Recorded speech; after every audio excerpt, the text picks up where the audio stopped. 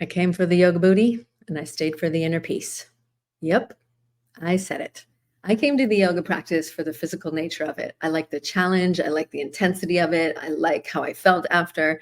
And although I could hold the poses, with some wiggling and wobbling and obviously learning and practice, it was challenging for me to hold my mind steady. And that became the real challenge of the practice is the inner work.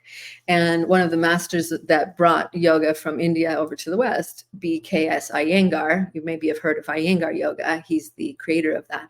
He said that yoga doesn't just change the way we look at things, it changes the one who sees. So it literally changes us at the deepest level.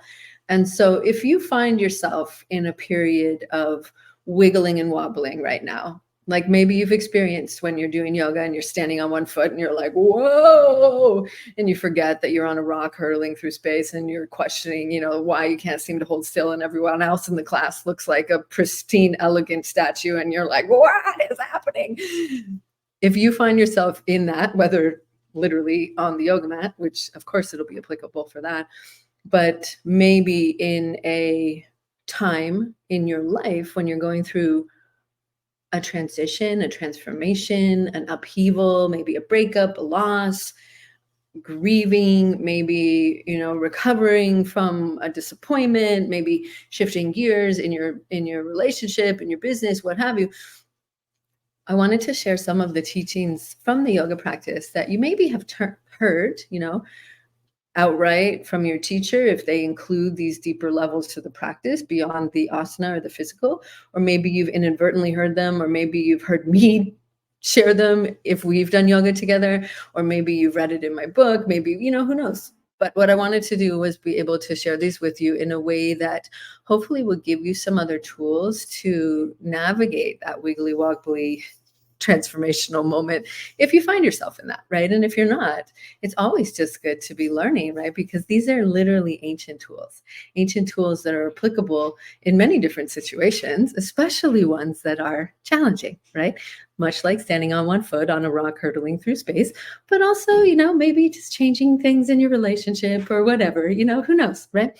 These things happen all the time. And so what I wanted to do to start was actually read you the blessing from my book. I don't know if you know this. I wrote a book. Yay. It became a bestseller in a few different categories. Yay. That's exciting, right? So this book is really, it's told through the lens of Virabhadra, which is the warrior that the warrior poses in yoga are modeled after, this myth that we tell the story of in the book. It's told through that lens, but it's also simultaneously speaking my journey as well. So it's a parallel between Virabhadra's journey, which is the journey of navigating the challenges of life to be able to accomplish a task that he was given, which represents taking control of the mind. And so it parallels his journey, and I tell my story alongside of that. Plus, I really talk about how I think at least entrepreneurship and life in general is a warrior's journey of growth and understanding and expansion and learning and letting go and becoming and transformation and evolution and all the things, right? So whatever lens you're looking through, that's the story of Virabhadra. Ultimately, it's the tale of the yogi, but it's simultaneously giving you tools that you might be able to use. And so you'll see how, these tools are applicable when you're in asana practice, but when you're off and up and navigating life, they are very much applicable. And so the blessing kind of downloaded to me a few years ago when I was standing outside and was listening to the ocean and looking around, and I got all of these beautiful messages. And I was reminded of it this morning when I was looking at a tiny little baby dinosaur, a lizard, who was matched the color of the sand. And I remembered this blessing and I thought, oh, that'd be a nice way to open up this week's episode. So I want you to just, if it's safe, place your hand on your heart and receive these words as a blessing for your journey. May you always remember your true nature. I stood with my feet planted on the earth, closed my eyes, and I breathed deeply. From the depths of my heart, I heard the universe whisper to me. Do you hear the roaring sound of the ocean? You have that same power within you. Do you see the mist carried far on the wind? Your magic travels the same way and reaches much farther than you know. Do you hear the birds singing their beautiful song? Your heart sings those same songs of joy. Do you see those big, heavy rocks? You have that same strength, steadiness, and resiliency. Do you see the spider's intricate web? You too are woven into the web of life and are eternally supported. Do you see the butterfly dancing on the wind? Your soul dances with that same lightness. With another breath, the universe whispered, "May you always remember your true nature, little one. Powerful, magical, joyful, strong, resilient, connected, supported, playful, and expansive." The same is true for you, my friend. And it's my intention that this book and this podcast is a loving reminder of that. So that's the opening to the book. If you want to grab the book, I'll put the link in the show notes, but you can go to thewarriorsjourneybook.com and grab it with a special little bonus meditation. But I wanted to start with that because the reality is that sometimes when we're navigating all of the ups, downs, and all arounds of life, we can forget our true nature. And the teaching from yoga about this is avidya. And they call this the great amnesia of the human condition, that we forget our divinity because we're so wrapped up in the ego mind. We're so captivated by the saboteurs, by the patterns of thought that are literally just looping over and over in our mind, that we forget our true nature is a soul. Our true nature is a spiritual being that is energy that is expressed in this physical form. And so that's why yoga, we start with the physical form because it's the layer that we're most familiar with. Because the truth is that you have a body, you're not your body. You have a mind, you're not your mind. You are the essence, you are the awareness, you are the consciousness behind all of those things. And so that is our true self, right? The Atman, the soul, which is connected to the eternal soul, which is the Brahman. So that's one of the teachings, is that great amnesia that tends to happen, right? And we get so caught up in our mind, in the spirals, in the ongoing thought patterns. And so yoga helps us to anchor back into this level of the physical being that we are aware of, so that we can find stillness, we can find peace. And so for those of us that are very busy brained, right, or very purpose driven or action oriented, and if it's challenging for you to find that stillness, i.e., quote unquote, meditation is hard for you, like I said it was for me for a long time, and I avoided it, which totally made me feel out of integrity. And I talk about that in the book. But what I realized was I just hadn't found my way to be able to anchor my mind and focus. And in the book, I tell a funny story about finding your stick. And the mind is like an elephant, my teacher told me, and we need to find a stick so that we can keep our mind focused, right? You can think of an elephant, you often see them holding on to a stick or the tail in front. And so inside the book, we tell that story, but it really comes down to finding a way to be able to harness the power of your mind so that it's not running amok and running in circles. Because of our negativity bias, it wants to just keep us in protective mode, keep us in our comfort zone, if you will, or our zone of familiarity. And so another perspective shift that I wanted to share with you is one of the ways that we can begin to flip things, right? Because if you're like me and you tend to catastrophize sometimes, i.e., look at the worst case scenario, fixate on the, potential problems or the struggles or the mistakes or what have you. I'm working on this, right? But it's our hardwired nature of the negativity bias. So the yoga teaching is Pratipaksha Bhavana. Pratipaksha Bhavana. It means to flip it on its head and look at it upside down. Okay. So that's what, we do inversion practices in yoga. Like think of For example, the simplest one that you probably do consistently, maybe, is downward dog. Anytime when we have the head above the heart, we are inverted. There's more complicated ones, obviously, and some very fancy ones you've probably seen on social media. But just for first and foremost, like even child's pose is technically an inversion because your butt is higher, and so your heart is higher than your head. So you're flipping things upside down in a sense.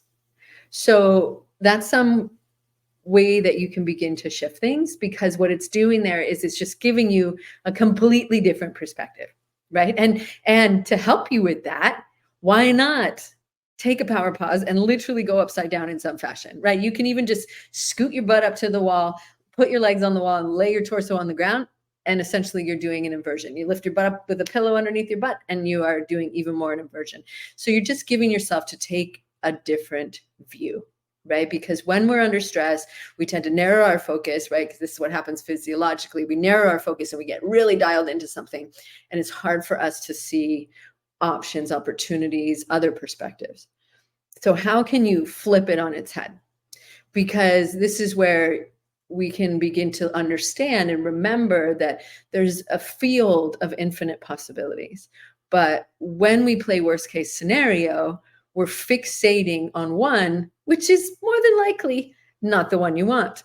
So it's kind of interesting that we're giving all of our focus and attention to something that we're like, oh no, that would be absolutely awful. Oh, I can't, and so we're feeding that energy, right?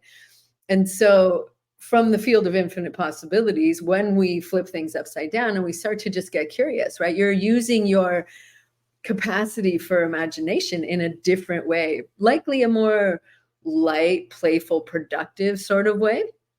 And so it's, I forget who said it, but someone said that anxiety is the misuse of, worry is the misuse of imagination.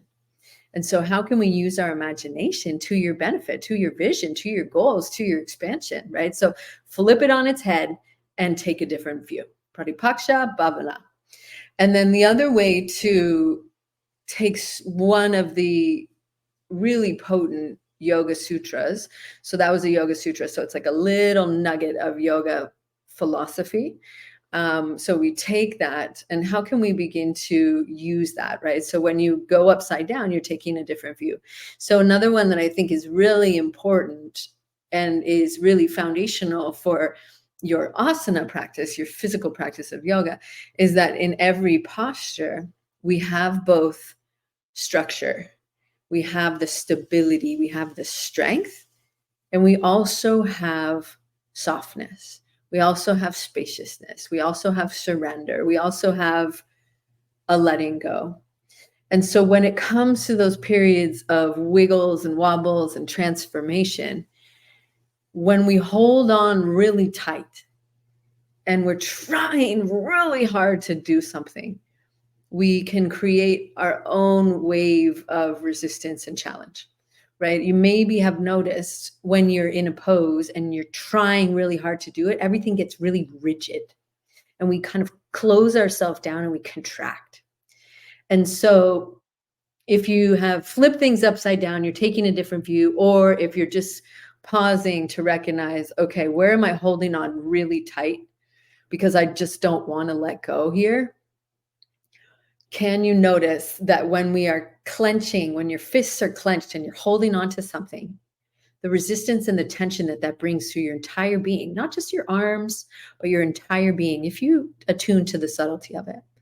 But if we acknowledge that there are a million possibilities available to us, if we pause and we flip it on its head and we take a moment to deeply remember the truth of who we are, sometimes we can do this in the moment. Sometimes it takes a little bit. So, just give yourself some space and grace. Can we begin to create a little bit of softness? And so how can we create some space to surrender? And if you are like me and you're very, focused and driven and action oriented, sometimes that can be really challenging to just sit in the space. And we want to remember this teaching. So this teaching is really relevant to physical asana practice. So it is that within every posture, we have strength without rigidity, and we have softness without a dullness to it. So it's stiram, sukham, asanam. So in every posture, there is that stira, the stability, the action, the doing. And there's also the counterbalance to that with the sukha, the sweetness, the softness, the surrender, the essence, the being. And so it can be a dance. It is a dance, right? In order to have spaciousness and opening and flexibility, we need structure. We need the stability. We need that tensegrity, it's called. We have this integrity of the tension. We have the muscular activation to hold the bones in place, and we have the connective tissue to, and the ligaments and the tendons to hold everything, to hold the structure. There's activation on one side of the joint. So for example, when your arms are out in warrior two, there's activation in your upper back, shoulder blades are pulling towards each other, down. And then on the front side of your chest and your shoulder, there's an opening. But that opening comes from the activation and the connection from the back body. Right. And so if we don't have that, it's challenging to hold the arms up. The arms represent your swords. So we want to have them sharp. We want to have them out. We want to have them powerful. But if your upper back is not activated, other muscles will kick in. You'll probably feel it in your neck, and you'll feel it in other areas that aren't necessarily meant to be very activated in that pose. And so what we want to look at is, where are we gripping? Where are we holding on for dear life to something that maybe isn't serving you anymore, maybe isn't working anymore, maybe isn't panning out in a way that is sustainable? And how can we let it go, right? And it's interesting because as much as I'm in this right now, I keep seeing these beautiful moths. And on Maui, we have these moths. And if you look them up, the oleander moth, they are literally the craziest, coolest things I've ever seen. And they're big, right? But they're scared of me. So they stay away, which is fine because I'm not much for winged creatures, if you've heard my stories about birds. But they stay, and they're so beautiful. But that's the same. The symbology of the moth is very similar to the symbology of the butterfly, in that there is a period of surrender and decomposition to be able to come into this evolution, right? The caterpillar surrenders itself, but in return, it gets these wings. And so it's one of those things of like, how can we create this sense of softness and surrendering and letting go in order to be birthed into the next phase and stage of your life, in order to become an even fuller, more vibrant expression of yourself, because that version of you is waiting, right? But if we're gripping and holding on to something that maybe has been moved on or taken away, or we're letting go of it, or we're recognizing it's not working, that really creates its own sense of resistance and therefore blocking. It's a misuse of your energy because we're so hyper fixated on it, right? And so if we're hyper fixated on this problem or this issue or the shortcoming or whatever it is, then it can tend to really hold us in that cycle and prolong the struggle, right? And so it's like, the more we try, the more effort we're putting into it. And if we can just step back, remember at the deepest level of who you are, take a different view, then maybe, who knows, right? Maybe more inspiration and ideas and opportunities will flow to you. Probably yes. Chances are yes, because that tends to be how things work in the universe, right? And so, it's easier said than done, but it's just important to remember that these tools, these ancient teachings are there for us, not just on the yoga mat, right? And remembering that it's all part of the journey, the warrior's journey. And there's an evolution that comes with any practice. And so it's been a really interesting journey to begin to look at how these tools have woven in and out of my life to create the fabric of my life, if you will. And so I would invite you to look and see the same, like, where has your journey taken you? These different stops along the way that maybe seem like massive obstacles have actually become something that really allowed you to blossom and allowed you to grow and allowed you to take that next step into maybe a different path that you hadn't even considered. And who knows what it'll hold for you, right? And so it's that perspective of possibility and the sage perspective that everything is a gift or an opportunity. And how can we begin to look at that?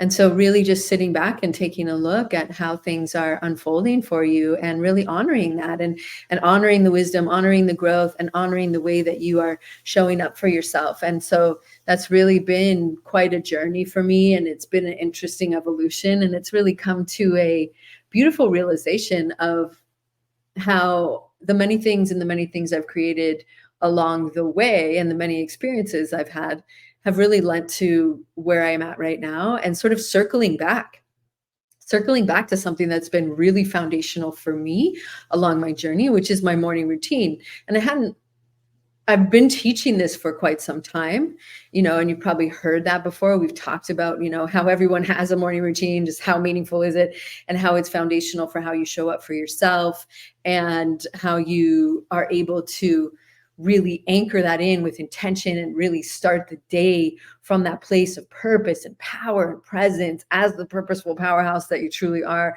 And so for me, it's been an interesting journey because, I've been letting go of different areas and parts of my life and my business because I've recognized that they're not really serving me anymore, and they're not really allowing me to serve and show up and serve you at a very high level. And so it's been interesting because all of these components, as I begin to let them go, have begun to weave themselves back together in a new way. A new configuration, like a new pose has been birthed, if you will, if we're staying with the yoga analogy. And so yeah, it's been really interesting. And so I would invite you to just take a look at maybe how that's happening for you, or has happened. It may be happening now or maybe in the future, who knows? But yeah, it's been really beautiful. It's been really beautiful. And so it really was a moment, not a moment, a couple weeks actually, of sitting with this and allowing it to happen, and being a witness and just sitting back, because my stira was wanting to just take over and do something now. But my heart kept whispering, no, not yet. It's not time. You're a warrior. You'll know when it's time. And so inside the book, you'll hear that. But that's really been beautiful because it actually allowed me to bring to life a totally new experience that I'm really excited about. And I just began to speak to and share about, called Amplify Your Morning, which helps you to start the day like the powerhouse that you are, so that you can do that to amplify your energy, your joy, your focus, your creativity, your alignment, your inspiration, all of that. Amplify all of it all at once, right? In just 15 minutes. That's it, just 15 minutes.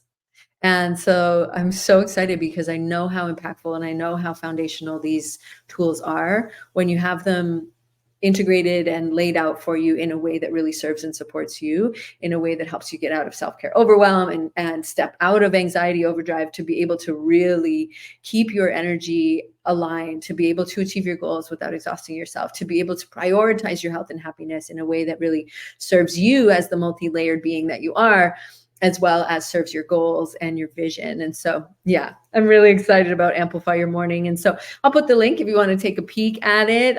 It's really high touch, high accountability support. So there are limited spots available, but if the link is there and it's live, there would be a spot for you if you'd like to take a look at it. So it really is the opportunity to have this created for you in a way that really serves you and is customized for you, but also have the accountability and the support and the motivation and the tools to really stick with it in a way that you love and look forward to. Because taking care of yourself, integrating these tools, having these ancient teachings woven into a flow that suits you is really what it's all about, right? It should be something that you love and look forward to. It shouldn't be arduous. It should be fun and playful. And that's really what Amplify Your Morning is all about. And really what life and yoga is all about, is taking it from that different perspective, right? Oh, good one. I got full circle. Pratipaksha Bhavana is to be able to flip it. How can we look at these different things that, may feel like another thing that's just another thing on your to-do list? Oh, gotta do it, gotta take care of myself, gotta do yoga, whatever. And how can you flip it and look at it in a way that really nurtures you and allows you to show up vibrantly in everything you do because you love it and you look forward to it? So if Amplify Your Morning is on the flow for you, I would love to be able to support you. If not, no worries. Thank you so much for being here. Thank you for taking the time to think and move and breathe and show up on purpose like the purposeful powerhouse that you are. Until next time, Take good care. Bye bye.